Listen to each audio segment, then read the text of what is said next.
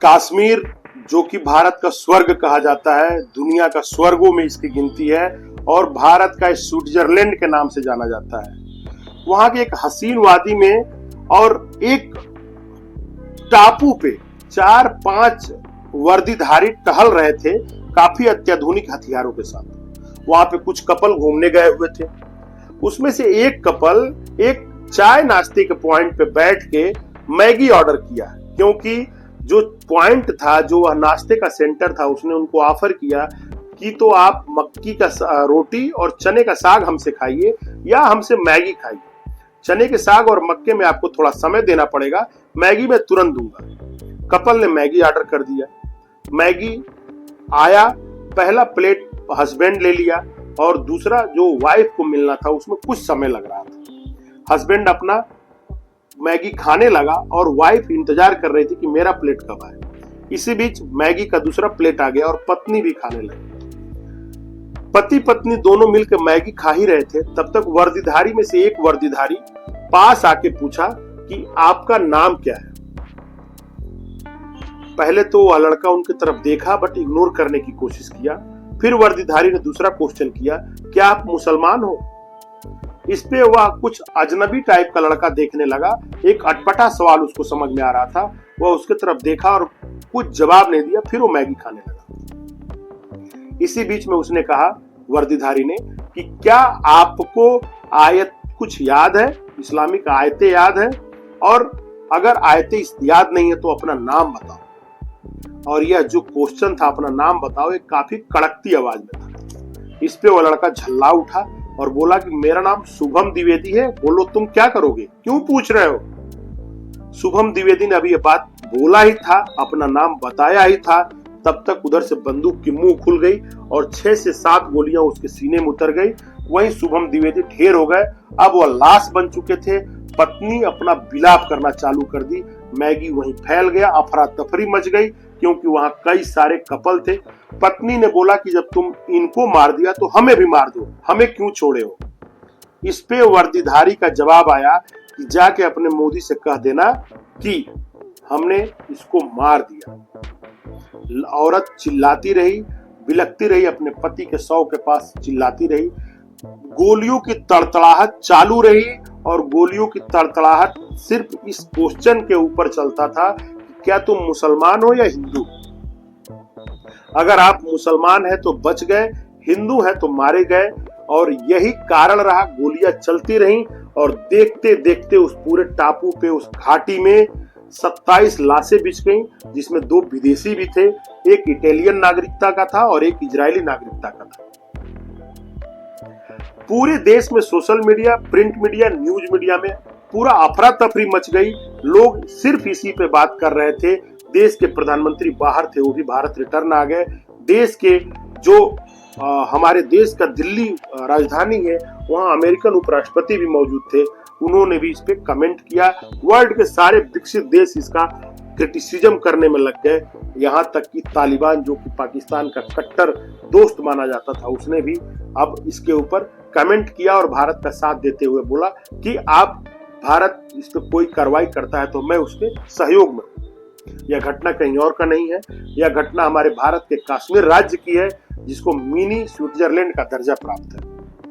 नमस्कार, प्रणाम, मैं सुधीर आपको एक सच्ची घटना बताने जा रहा हूं, जो कश्मीर में 22 अप्रैल के दिन घटी और देश को दहला दी, देश को सोचने पे मजबूर कर दिया कि लोगों के मन में कितना अधिक घृणा है, एक दूसरे के प्रति बढ़ते जा रहा है, खाई बढ़ती जा रही है। जिला अनंतनाग, जो कि कश्मीर का एक जिला है, वहां पे एक थाना पड़ता है, एक गांव पड़ता है जिसका नाम है पहलगांव। वहां पे एक लड़का जिसका नाम शुभम द्विवेदी है, उत्तर प्रदेश के कानपुर के महाराजगंज थाने के गांव हाथीपुर का रहने वाला था। एक सीमेंट व्यवसायी था। अपने पत्नी को हनीमून ट्रिप पे, जो कि 12 फरवरी की उसकी शादी हुई थी, लेकर जाने का प्लान था। हनीमून ट्रिप पे जाने के लिए पहले वो अपने पत्नी से बोला कि हम लोग को कश्मीर चलना चाहिए घूमने के लिए। जब वह बात कर ही रहे थे तो परिवार के 9 अन्य लोग भी तैयार हो गए और वह लोग 16 अप्रैल के दिन कश्मीर चले गए।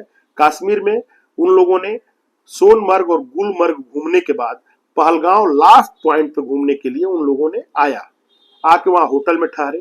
लेकिन उस परिवार के 5 सदस्य बोले कि हमें घूमने नहीं जाना है, क्योंकि ऊंचाई बहुत अधिक है, उस घाटी की 8 किलोमीटर की ऊंचाई है, 3 घंटे के घोड़े, आप लोग को जाना है तो आप चले जाओ, हम लोग आराम कर रहे हैं होटल में। अब शुभम द्विवेदी के साथ उनकी पत्नी और उनका चचेरा भाई और चचेरा भाई की पत्नी, ये 4 लोग कुल मिला के उस घाटी को घूमने के लिए रेडी हो गए। ये लोग गए और घोड़ा तय किए, घोड़ा तय करके ये लोग चढ़ाई चालू की। 3 घंटे की लंबी चढ़ाई के बाद जब ये पहलगाम पहुंच गए, पहलगाम घाटी पहुंच गए, जहां पे ऑलरेडी पहले से बहुत सारे टूरिस्ट थे, वह पहुंचने के बाद एक दुर्गम रास्ता, जिसमें पैदल जाना दूरा टाइप का है, बहुत कम लोग जाते हैं, वहां के लोकल जाते हैं, जिनको बहुत अधिक एक्सपर्टाइज है चढ़ने की, वो लोग जाते हैं।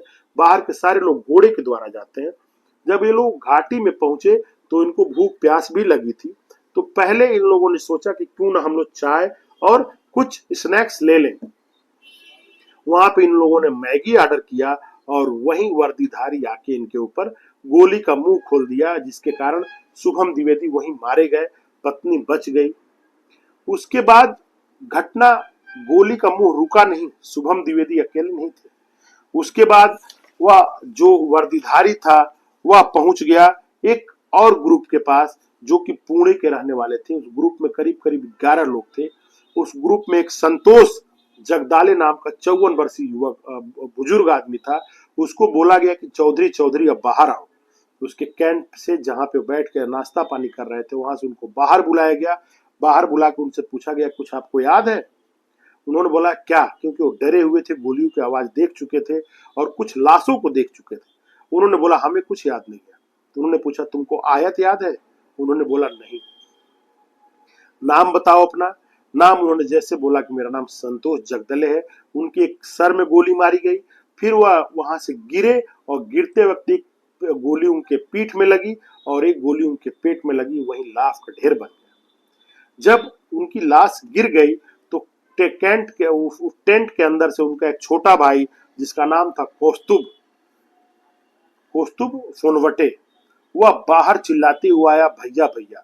फिर उस वर्दीधारी को जरूरत नहीं थी नाम पूछने की, क्योंकि वह जिसको मारे थे उसको भैया भैया चिल्ला रहा था। उनके लिए कंफर्म था कि ये भी हिंदू है। और फिर गोली उसके तरफ भी चली, 6 गोली उनको लगी, वो भी वहां लाश में बदल गई। वह वर्दीधारी फिर नहीं रुका और एक और ग्रुप में गया, जो हरियाणा का करनाल ग्रुप का सेक्टर 7 का रहने वाला है, नेवी का लेफ्टिनेंट था। और उसकी शादी 16 अप्रैल को ही खत्म हुई थी। शादी उसने मसूरी में किया था। अपने पत्नी को वादा किए थे लेफ्टिनेंट साहब कि हम तुमको यूरोप ले चलेंगे। उन्होंने यूरोप का वीजा लगाया, लेकिन वीजा पास न होने के कारण अपने वाइफ को बोले कि अगर हम लोग उस यूरोप नहीं चल पाए खूबसूरती देखे, तो यूरोप के जैसे खूबसूरती हमारे देश में है, कश्मीर घूम ले तब तक हम लोग, जब तक वीजा आ रहा है। वह लोग उस दिन ही पहुंचे थे और वहां पे उनके ऊपर भी गोली लगी, वो भी वहां पे लाश में बदल गए। ऐसे वहां पे कई सारे लोग थे, कई सारे ग्रुप था और उन ग्रुप को मिला के करीब करीब 27 लोग मारे गए। देश के लिए एक बहुत बड़ा सेटबैक रहा। देश सोचने पे मजबूर हो गया कि कश्मीर, जहां पे युवाओं को रोजगार देने के लिए सरकार दिनों रात मेहनत कर रही है, उस कश्मीर, उस पहलगाम अनंतनाग जिले की, जहां का एकमात्र आय का साधन है पर्यटन, जहां पे पर्यटक और टूरिस्टों के द्वारा वहां के लोगों को, युवाओं को रोजगार मिलता है। वहां के टैक्सी चलाने वाले लोग, वहां घोड़ा चलाने वाले लोग, होटल वाले, दुकान वाले, सारे टोटल कंप्लीट निर्भर है, तो सिर्फ निर्भर है टूरिस्टों के ऊपर। उन सारों का रोजगार छिन गया। सारे लोग अब वहां से टूरिस्ट वापस आने लगे हैं।